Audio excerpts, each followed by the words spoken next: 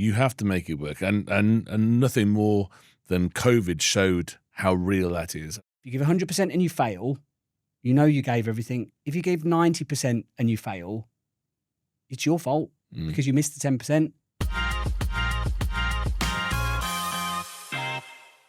Well, welcome to another edition of Driven Minds. This is the podcast series where we talk to the entrepreneurs, the business owners behind the dealerships across the UE to find out what makes them special, what makes them an entrepreneur, and how they've succeeded. And I am delighted to be joined today by a fellow Midlander, actually, from the UK, Sonny Bains. Sonny Bains is the co-founder and managing director of Expat Motors, recently expanded Expat Motors.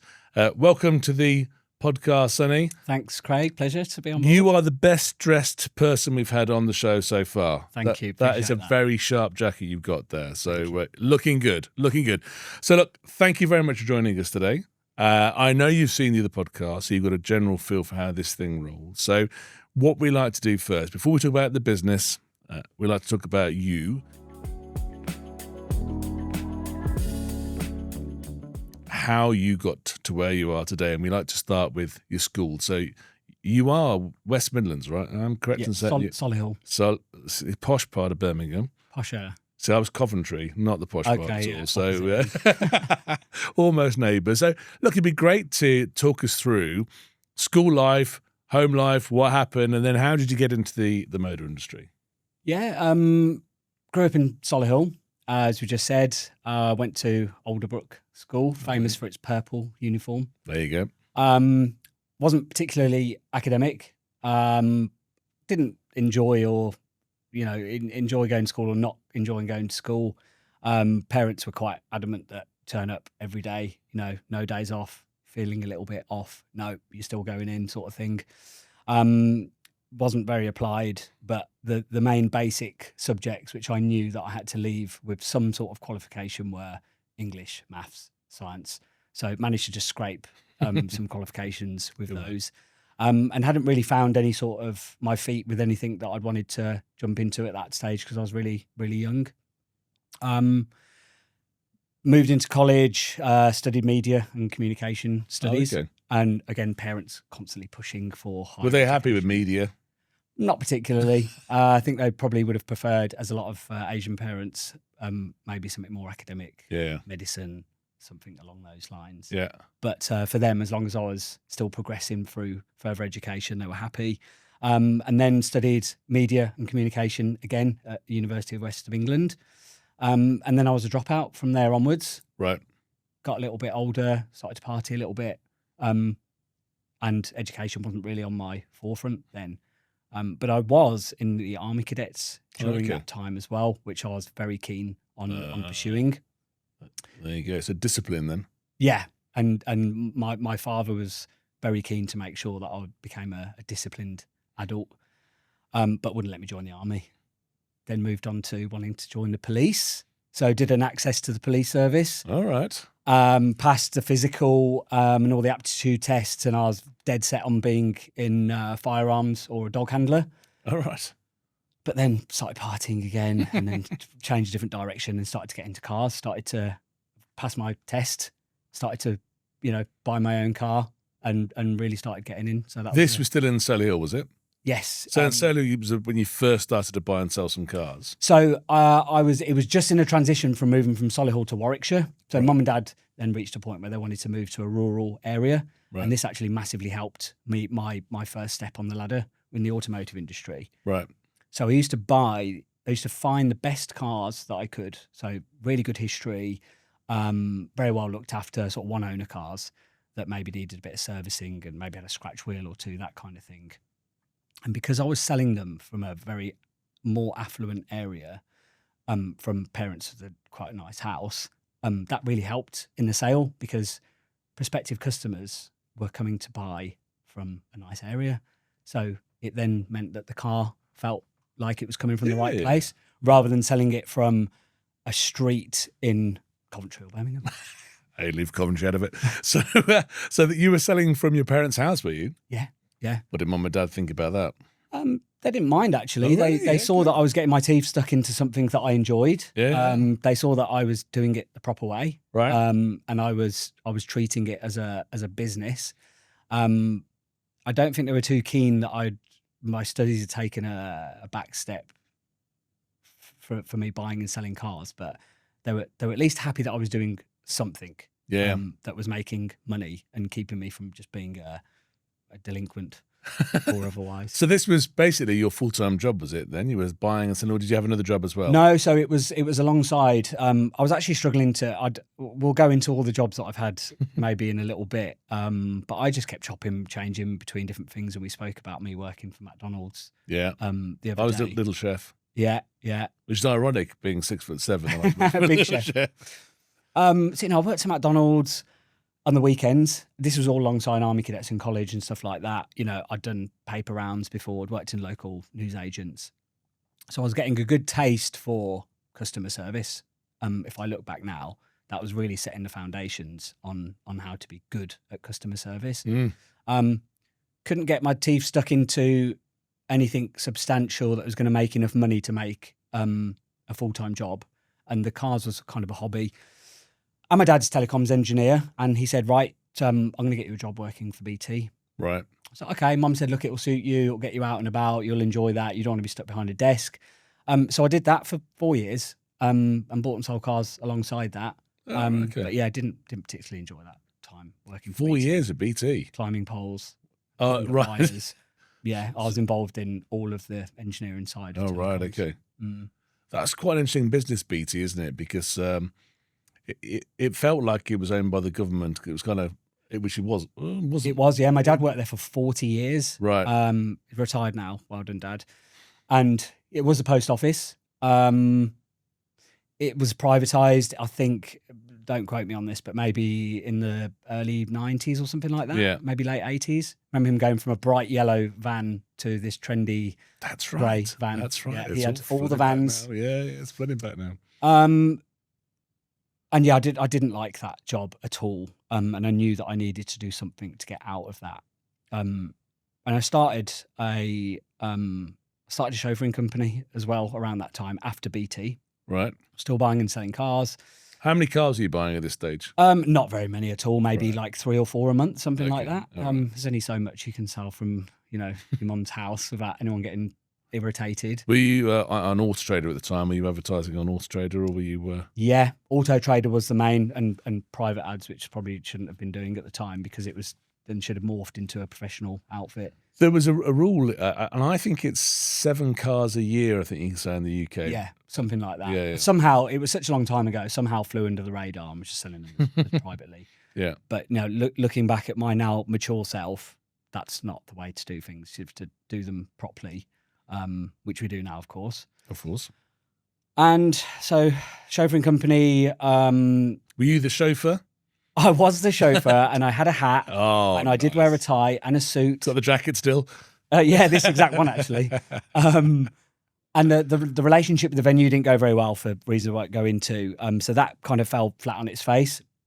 And then I've had another business as well, where me and my friend bought a potato wagon, and we used to go and sell potatoes at Cheltenham Racecourse. And these are all different ideas. We were trying to see what could work. Cooked potatoes. Hot potatoes, like jacket potatoes, like jacket spuds. Right, okay. Yeah, at the Racecourse, which did really well. Unfortunately, he was interested in selling clothes or something, which I didn't want to get into. So we parted company. That may have morphed into quite an interesting business later, but had a little go at F&B catering / catering. But I wouldn't describe myself as like a serial entrepreneur. I'm somebody who I've put my foot out into different things to see what would work and what wouldn't work. But to always gravitate back to cars because I enjoy cars. Cars are a hobby. Hate using that word passion because it sounds really cheesy. I'm passionate about cars. I like cars. They're a big part of my life and identity and what interests me. Yeah. Yeah. So you did like multiple things in the UK, owning a spud wagon, McDonald's. The Hungry Hound, it was called. Nice. BT. You were involved in discipline through the army and the police. So a very varied kind of How did that then get you to a stage to go, right, I'm now moving to Dubai? What was the trigger then for you after all of these different jobs? So just to rewind a little bit, once I'd got through all of those different things we just spoke about, I realised that if I wanted to work in the automotive industry, I needed to learn how to retail cars properly. So I went down to the local Toyota, Solihull. Rod Addis, if you watch this. Rod was a sales manager at the time, big bloke like you, 6'5", Taekwondo champ he was. So I was a little bit nervous. You want to mess with him then? No, definitely not. And he interviewed me and asked me lots of different questions and offered me a junior sales role because I hadn't worked in a dealership before. So I worked in volume for Toyota. He then moved to Mercedes, took me with him. So I worked at Mercedes for quite a while. I think it was maybe 2 years or something. He then left, and I then moved to BMW in Birmingham, central Birmingham. And that's when the move to Dubai started to come in my mind, that I needed to move on to pastures new, and just got sick of paying loads of tax. That was the... So you'd worked in 3 franchise dealers then, so Toyota, Mercedes and BMW. And then what was it then that made you think, okay, apart from the tax, now's the time to move to Dubai? What was the trigger point? It was raining. So that was one trigger point. I was actually outside on my break, and I received a phone call from a friend who I'd worked with previously at Mercedes, and she'd moved over here to work in real estate. And she was telling me how great it was, and it was such a buzzing place. And when was this, sorry, what year roughly? 2014. Okay, so 10, 11 years ago. Yeah. Okay, right. And she said, come out and see what Dubai's all about. And initially I was thinking, I can't just up and leave to Dubai. But were you married at this point or? No. No, okay. You were single? Okay. Single. I was dating somebody. I went into work the next day and asked for a week's emergency leave. And they said, is everything okay? Because I was doing quite well at sales. I'd brought in a lot of sales for the dealership. And the dealer principal was like, look, are you going to come back? It's like, I just need a week's emergency leave. So I flew out to Dubai, stayed with a friend, interviewed at 3 different places. One was real estate, because I didn't know too much about the role, but very quickly realised that wasn't for me anyway. And then I interviewed with a car buying company that was sort of similar outfit to Sell Any Car, but Right. a smaller, newer player in the market. And I was leaving on the Friday, and the owner had said, we'll be in touch. And I said, well, you've got until Friday to give me an offer letter, because if I don't have an offer letter when I leave, I'm not coming back. And I received my offer letter Friday morning, went into BMW, handed in my notice, and packed my bags and came over. Right, okay. Pretty exciting journey then. It was, yeah. We had a big party the night before, so I sat on the plane not feeling too clever, and landed, stayed with the friend that had called me. She said, look, come and stay at my place. It will help dilute the rent for 4 weeks. That was the plan. Yeah. So we shared a studio in Arjan that was about 300 square foot for 4 weeks. All right, okay. Yeah. And you were working with this car buying company? Yeah. Is that Volunteered myself to work 7 days a week. Is that still around, that car buying company? It's gone? So they are around actually, yeah. Right, okay. The owner then, the reason why I paused for a second is because the owner then sold his shares to the 2 other partners, but he's now moved off to do something else, but the company still exists. Oh, right, okay. So you came over and you were buying cars. Yeah. How was that? Because that's different to what you were doing in the UK. So yeah, it was a sharp learning curve, learning about all the processes and how things are done here. And actually, it's a very good system here. It protects buyers, protects sellers. People have to do everything through the government because they're competent in running the RTA. Yeah. So that system works really well. So I was up to speed with that very quickly. And we were buying maybe 50 to 60 cars a month. Right. And I was given a role of sales manager there after 2 weeks, which was surprising. But a very small company, and they felt that I would benefit them by moving up a notch. So I worked there for 6 months, but I wasn't promised the remuneration that I was guaranteed when I joined. And they would talk about, they were having to reinvest and stuff like that. And not being a shareholder wasn't really all those issues were not my concern. So I left. I just gave my car keys to them and said, this is not for me. Right. And I walked away. Right. Okay. And went where? So Jason, who's my now business partner, we'd become friends and we were doing bits and bobs together. And he said, look, the company that my wife works for, she works in projects, fit out projects. He said, looking for salespeople, and they feel that people from car sales backgrounds, that fit their model for business as well. So I started selling fit out projects for a year. So you left cars? I did. And actually at the time, it was a big sense of relief because I felt so drained from the motor industry being here and working 7 days a week. In my mind, I thought I can now work Monday to Friday, corporate hours, and I was happy with the pay that I was getting. And I was still fairly youngish at that point. Come on, what did mum and dad think about this move? Mum and dad were quite happy, actually. Oh, really? They felt that I was moving into a more professional role. Oh, okay. And I started to work with some big known clients, and Right. it was a more, in their eyes, a higher profile type Okay. of So mum and dad are okay. Mum and dad are good, pay's good, life's good. Not doing 7 days anymore. Playing golf, going out for lunch as part of the job. How was selling kitchens? Office fit outs, because people then said, "Oh, you're an interior designer now." I'm like, "No." It was good. It was very tough though. Very difficult market to be in. Lots of fit out companies, so you need to be super sharp. Yeah. And actually, I didn't do very well. I sold one project in a year. Right. And that company then said, "Well, you're not bringing in enough projects." So I'm like, "Right, this is not for me." So I then moved over to project management, and I worked as a very junior project consultant for a company. And I received a phone call one day on a Friday, just about to pack up the office and drive home. And I got a phone call from a girl called Laura, and she said, "Need your help on some projects. I work for the government. So can you come now?" I'm like looking at my watch thinking, it's 4 o'clock. I'm going to go to the pub or the gym or whatever I was going to do at that time, because I wasn't one of those guys. I said, "Yep, no problem. I'll come now." So I drove all the way down to Emirates Towers. She told me about these projects that the government had on, worth several million at a time. So very interesting. And without going into too much detail, I worked on 6 projects in like 18 months.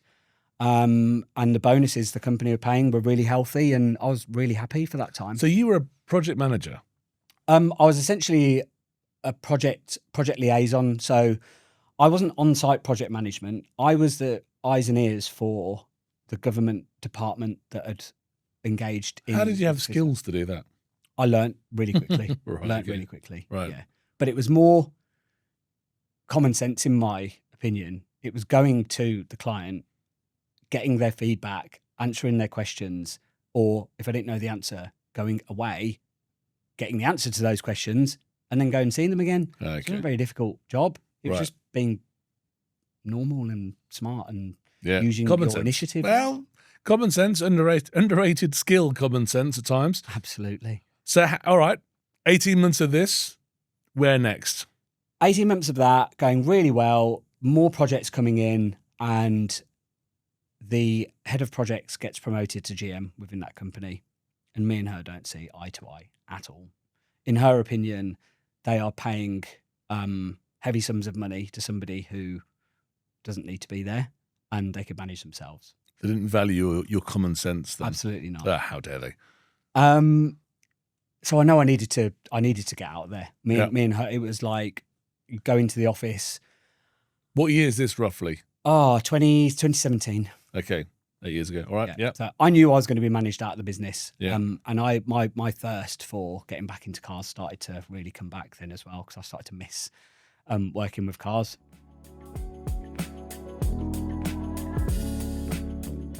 Jason, who's the co-founder of the business, said, "Let's start our own. Let's start our own business." We're already. So that was Jason's idea, was it?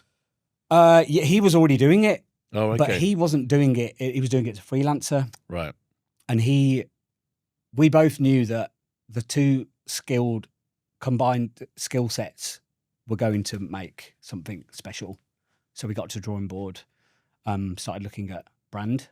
Didn't want to copycat off the back of something else in the UK or anywhere else. We needed something that was unique, hadn't been done before, and was going to appeal to the target market that we wanted to work with, which at the time was Brits, because we found that Brits understood value for money. They weren't after the cheapest car out there. They were happy to pay the money for the right type of car, which is what I'd done from day one anyway. And this is what Jason was doing as a freelancer. Was he targeting British expats, or was he targeting anyone? Pretty anyone. Oh, okay. So how did you come up with this idea? How did you say, okay, Jason, you're doing everything, but we think targeting the Brits as expats is the way to go? What was that? So he was finding the cars and he was giving them to me while I was actually working full time. Sorry, David. I was moonlighting a little bit in the background. David Turner of the company I was working for. So I'd already identified the target market that I wanted to sell to, because they understood value for money. So there was no excessive bargaining and haggling to and from. They understood that it was a good car with a good background. It had been checked. So whatever was being asked of the car, they were happy to pay. So I knew that that was my type of customer. So when we sat down and we looked at branding, the flag. So just to go into the branding side of Expat Motors now, Expat and Motors, it's self-explanatory. And we were very 50-50 about the flag, because we didn't want to alienate customers, feeling that it was for Brits only, or, we were being too proud of our, where we'd come from or anything like that. But we took a chance on it, and that's now become a really sort of well-known brand now in the industry. Yeah. We've had a few. The flag works well. Isn't it funny how the Brits think about the Union Jack like that, where most other countries wouldn't give it a second thought, right? They'd just put their flag on it. Yeah, very, very proud. And it's a bit funny in the UK, because, there's obviously a difference in the Union Jack and the England flag.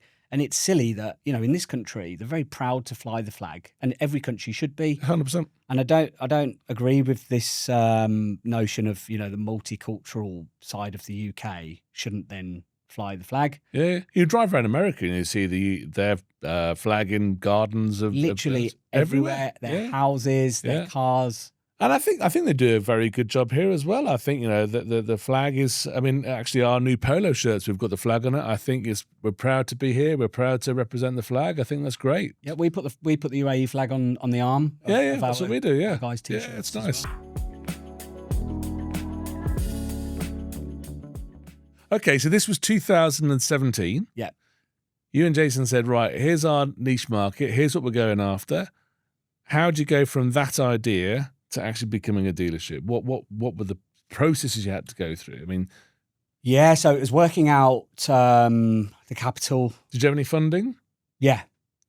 Okay. So not huge, endless amounts, but all of the money that I'd earned, I've always lived way under my means from since I got to Dubai, even up until now, because I was very aware that starting a business requires capital.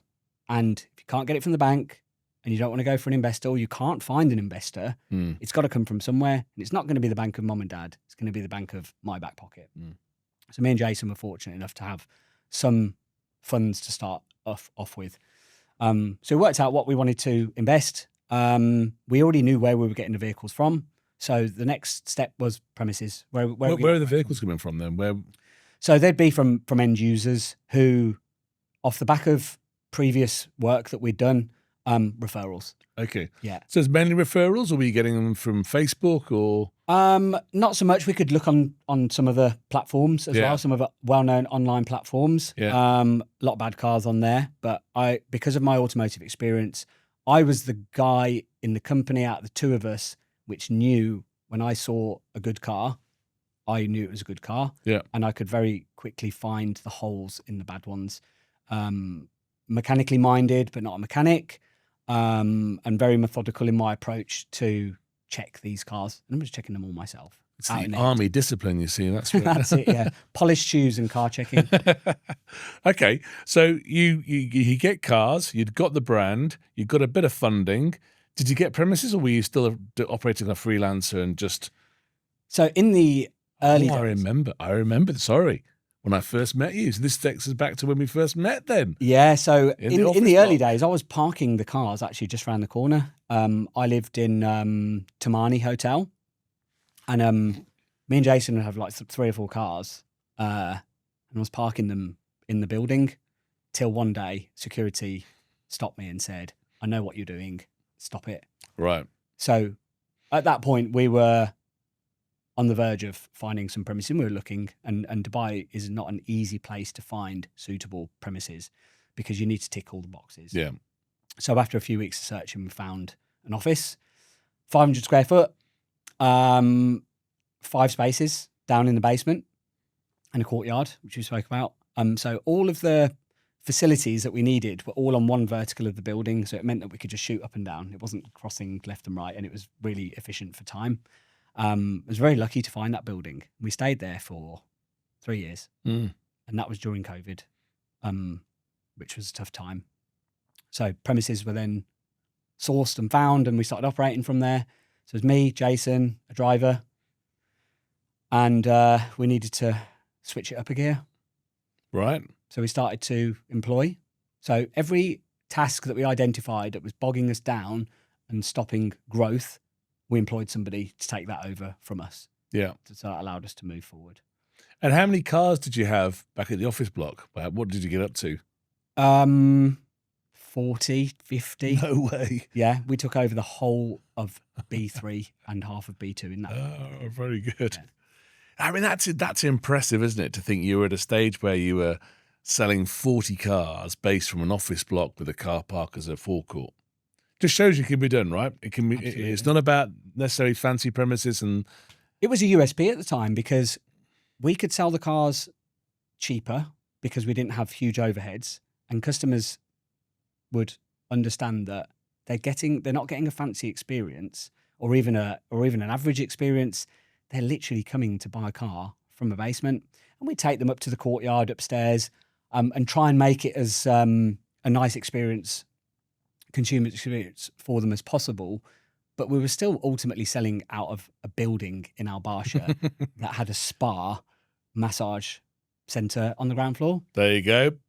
You know, lunchtime visits. Lunchtime visits. Oh, my shoulder hurts. But I mean, I remember coming to see you and thinking, I can't remember what floor you were on, but going up in the lift thinking, this feels very wrong. Why am I going to be a lift to a car dealer? First time that's happened, but well done to you guys for making that work. So we lost lots of customers because they would come and say, we don't understand what's going on here. And try and explain, they would just drive off and leave. So, I mean, you've been to our office. You're in our office now almost. We're on the 21st floor. We get consumers come into our office thinking they'll find cars. They don't understand what DubiCars is, and they think we've actually got those cars. And so, like, we've got 30,000 cars on our site. Like, well, did you really think they'd find 30,000 cars, 21 stories up in We used to make a joke about, so people would be in the lift with us going up, and they're like, where are the cars? How do you get them up here? I'm like, oh, we bring them in by helicopter. Really? Like, yeah. Yeah. And then we'd obviously drop the bombshell and we'd got up there. So you got to 40 cars and you went, you know what, Jason, I think we need to move on now, get us out for showroom. Absolutely. We didn't want to make that jump and that step as an ego exercise to say, you know, now we've got a showroom when we already had a very well functioning business. P&Ls were very good. All the numbers were strong because our overheads were low. Moving into a showroom means increasing all of those costs massively, substantially. Yeah. So with the funding still from yourself, you've done all this funding yourself. Still to this day, we don't have any external. That's super impressive. Well done. Yeah. Up until very recently, I'd been living in very modest accommodation in an apartment in JLT. Wasn't driving anything particularly fancy. You know, in the early days, I was still doing one-stop trips back to the UK via Turkey to save 100 quid. Yeah. So when that. I say every penny back in, I mean it. There was nothing that was going to stop me reaching an end goal, and I knew that I needed to be disciplined and behave in a certain way. Otherwise, the funding just wasn't going to come. Yeah. So new showroom. We looked and we searched, and we couldn't find anywhere. Sheikh Zayed Road was out of the question because it's so much money, and we're talking in the millions, not in the hundreds. Yeah.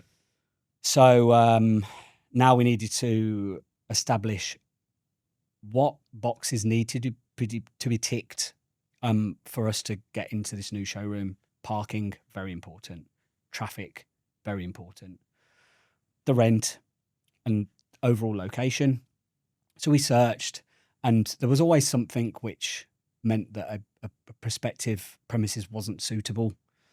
And we were in our old office, and I was eating my porridge one morning, and Jason runs in. He said, "We got to go and look at this showroom." I was like, "Yeah." I was like, "Let me finish my porridge." He said, "We got to go right now." I was like, "Okay." And I still remember leaving my breakfast half finished, grabbed my bag, we jumped in the cars, we went down, and this is our what we call HQ, because it's the original showroom for the company now. And we looked at it, and it was a tyre shop, and it was very run down, and it hadn't had anything, had no updates or modern upgrades or anything for 10, 12 years. It was rough. And I just closed my eyes, and I tried to envisage what I could turn that space into. And the agents were there with us. And I said, right, said to Jason, let's do it. 2 agents. He got in one car with one. I got in one car with the other. And the reason why we did that is because we couldn't have these agents going anywhere else to go and talk to anyone. We had to go to their offices right there and then to secure, checkbook in hand, ready to go. On the way down to their offices, his phone was non-stop calling. And I said, "Who's someone's really trying to get hold of you?" And he said, it's other tenants wanting to take this space. Anyway, so we reached the landlord's office, we signed, we gave the checks, and then embarked on the fit out. Very good. So, I mean, that must have felt like a massive risk to take on this building that, you know, required massive investment. I mean, once you're in now, you are in, right? This is now serious business. There's no ducking out. There's no ducking we've made out. A mistake. Yeah. Or the fit out's going to be too much, or we've miscalculated. Yeah, something. you're in. So how did that feel once you'd made that commitment that you were now in? You know, Only Fools and Horses. No, well, right. So, watched Only Fools and Horses as a kid with my dad, and one of Derek's famous little one-liners is "Fortune favours the brave," isn't it? And I always feel like if I'm making a bold move, as long as it's not a stupid impulse one and it's calculated, then it's good. I've got to have faith in my own ability to make these decisions. So it wasn't a scary time, but it was a time that I knew that I had to get super, super focused. I cut out the partying, the alcohol. I cut everything out for months and months on end. And I did that when I started Expat as well in 2017, because those periods require absolute focus and discipline. And if you don't give 100%, if you give 100% and you fail, you know you gave everything. If you give 90% and you fail, it's your fault because you missed the 10%. So I don't want to be in a position where I'd made a bold move and I hadn't given it my all and it didn't work out.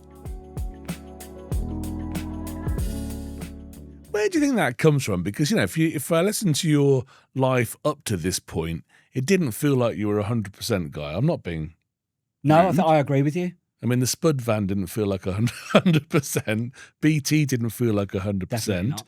Selling the office stuff didn't feel like 100%. So where did you suddenly become 100% guy? What was the switch? Living in the UK with mum and dad backing me, living in their house. Where's the risk? Where if things go wrong, mum and dad not kicking me out. Moving over here on my own, got something to prove. And really, I've got nothing to prove to anybody except my mum and dad because of what they've done for me for my whole life. So I'm not bothered. I wasn't particularly bothered what anyone thinks. And still to this day, I really don't. But I wanted to make mum and dad proud. I wanted to make myself proud. And that switch has sort of been, you're in the deep end now when you're here, and you have to make it work. And it's not an optional thing. Yeah, it's got to happen one way or another. I think one good and bad thing about this place is there is literally no safety net here, is there? I mean, you are on your own, right? In terms of your business, the banks aren't going to step in and help you.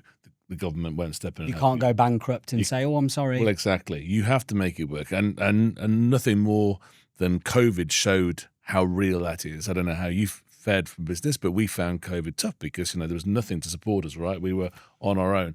But I tell you what, I think that moment made us stronger as a business. It makes you more focused as a business. It made you more ruthless as a business in terms of the decision-making process. So I think that here is very good for that. I think good businesses thrive and bad businesses die. And that's actually how it should work, right? That's how the whole working business should work. So you obviously have done very well out of that.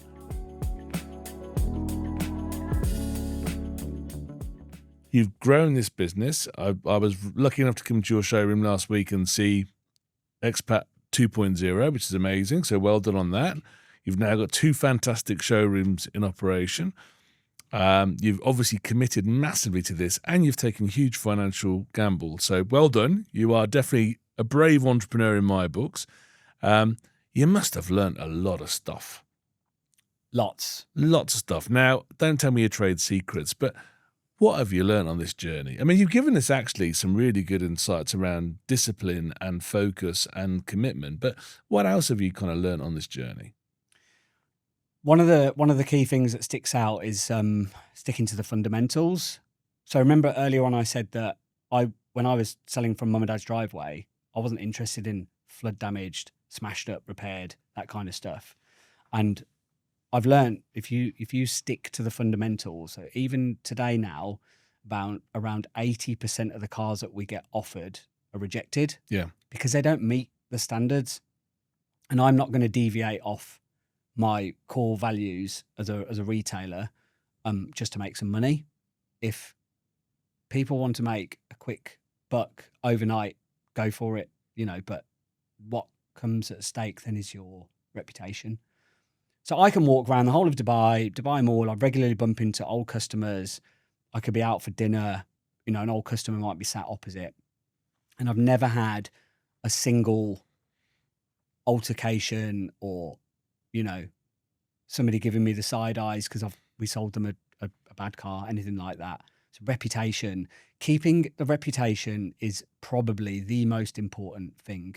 But how did so you realised that right at an early age when you were selling cars from your drive? Where did that come from? Is that from your parent? Mum said to me, and sometimes I'll hear something and it really sticks in my mind, and it can be 20, 30, well, it won't be 40 because I'll be 41, but it could have happened decades ago and it really sticks in my mind. And Mum always said to me, she said, look, I can see that you're interested in business and stuff like that, but just remember one thing, don't ever earn £1 in a dishonest way, because eventually somehow it'll cost you 2 or more, or you'll lose something else. So just do things straight and honest, and it'll pay. Wise woman. Yeah, she's a very clever woman, my mum, and I owe a lot to her. So what do your parents think now? I mean, they've seen this journey. They are proud. My dad's the kind of person that if I tell him about something, he always encourages me. He'll say, do it, go for it. Without even hearing all the details, he's like, just do it, son. Don't look back, and and have the confidence to do it. Mum will have a more detailed conversation with me. We'll talk about pros and cons, stuff like that. They sound like the perfect parents. You've got the mix there. You've got your dad pushing you to do it and your mum giving you the... Absolutely. What's funny is they're not business people themselves. Right. Mum's actually retired telecoms engineer herself. Right, okay. So they're not business people, but they had always expressed interest in owning a coffee shop or something. And Mum's like, when we retire, we could perhaps have a coffee shop. I was like, Mum, I don't think you quite understand. It isn't going to be a relaxing thing to undertake. I was like, it's going to be really stressful. You have to be there all the time. And she's now realised that I've given her some wise words to stay away from it and enjoy retirement. Have they come out to Dubai much and seen? They come out all the time. They're here, 2-3 weeks at a time, 2-3 times a year. They love coming in. They can now stay at my place. Yeah. And they really enjoy it. Have they seen Expat 2.0? Yeah. Oh, okay. Yeah. Very good.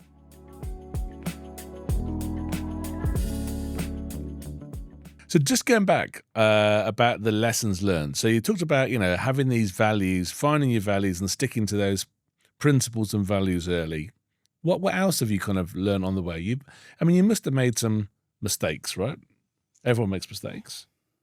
Which ones would you say, were good for you and you learned from, and which ones you'd never want to do again? The hirings is quite a standout one, and again heard from somewhere that doesn't matter how smart you are, you don't need to be smart, but the team around you are the ones that Need to really be build the smarter. company. Well, yeah, Yeah, 100%. I'm quite happy to admit I'm not the smartest guy in the world, and I really want those other layers around the directorship to be smart individuals, and probably making a couple of hasty hires. I feel like some people are very good at presenting themselves, but people need to prove themselves as well.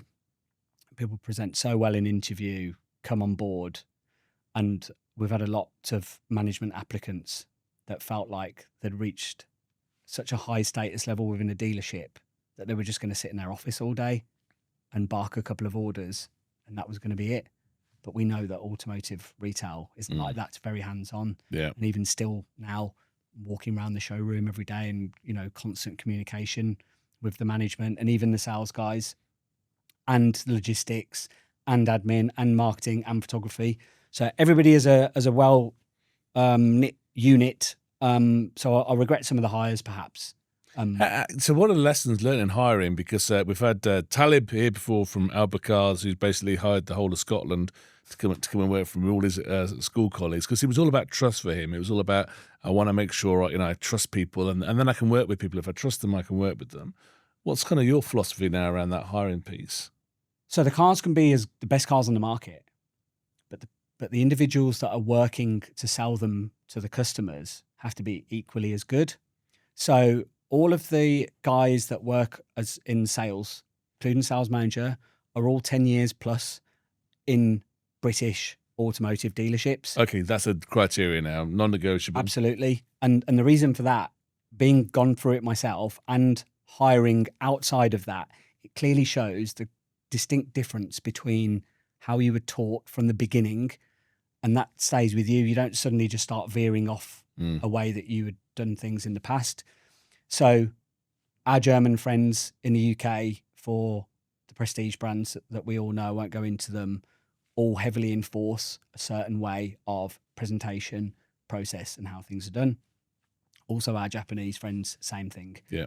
So all of the guys that are selling have all got it instilled in their mindset to do things a customer-centric, focused way.